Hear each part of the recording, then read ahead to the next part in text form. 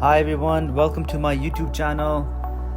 In today's video, I am going to be giving you a tour of Wheatley Provincial Park in Ontario. Chances are that you are interested in learning more about this beautiful park. I was at the park just recently, and let me tell you, it is a fantastic park and I highly recommend you to visit it. I went there with my family and friends, and you should definitely go there with your family and friends or even alone.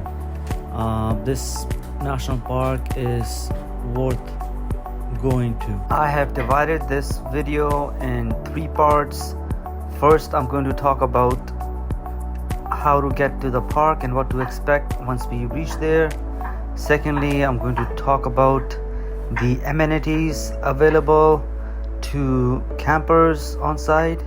And third, I'm just going to share my opinion on the beaches and things to do there. So the park is conveniently located near Highway 401.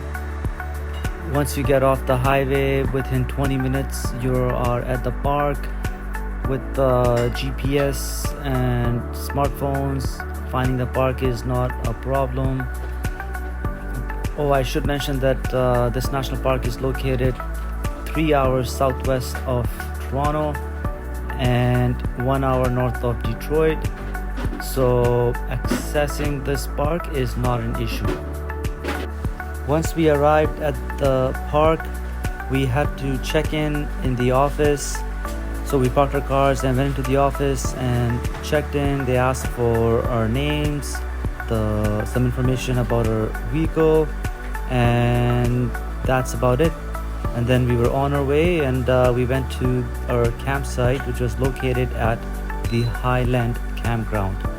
And a bit about the Highland Campground, I would say this is, in my opinion, this is obviously very subjective, but I found this park to be the best best campground among the 4 available campgrounds.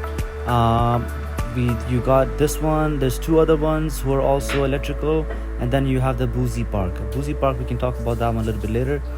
But Highland Ground Park has all the amenities you need at a campsite. It has power. It has fresh water.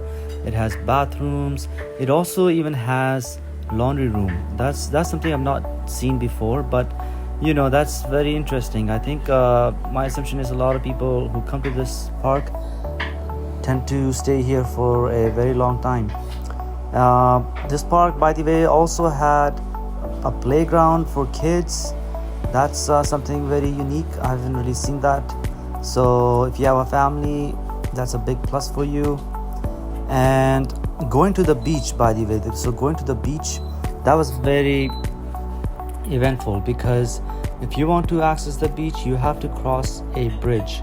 And I don't have a video of that bridge, but you have to cross what they call a footbridge. You have to go to the other side, and that's where you have access to the lakeshore. And the lakeshore is fairly long, and once you reach that area, you have the option of going to the left, or you have the option of going to the right. So I found that if you go to the right, or I should say go to the south end of the beach, that's where you will find water that is easily swimmable, or basically you'll find water that's you are comfortable in. The water on the south side is much deeper, and because it is deeper, you don't have to worry about the rocks and the stones. So because we went to both sides, and the one on the left side, the north side, we found that to be very uncomfortable because of the rocks and the stones. But overall, they're both good. But if I was to recommend one location, I would definitely ask you to go to the one on the south side. I think it's called Peace Harbor. So make sure you go to that place. In terms of what to do there, This campsite has all the features that a typical campsite would have. You've got the beaches, you've got large space, you've got large campsites, you've got electricity. So there is a lot that can be done. I should mention there's also a trail. While we were there, we saw many people walking, biking, even running. So there is something for everyone who likes to be outdoor. When it came to cooking, we used the fire pit for barbecue, and we also brought in a separate portable fire pit for a secondary use. And on top of that, to boil water for tea and coffee and some other things, we also used and brought our own our gas stove. So overall, there is lots to do. We were there for 2 nights and 3 days. We spent a lot of our time cooking food, eating food, socializing, going for walks, going to the beach, coming back from the beach, spending time at the beach.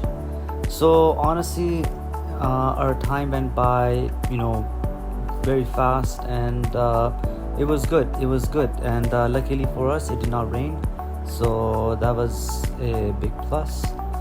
But so that was my experience. If you have any comments or thoughts, feel free to leave them in the comments section below.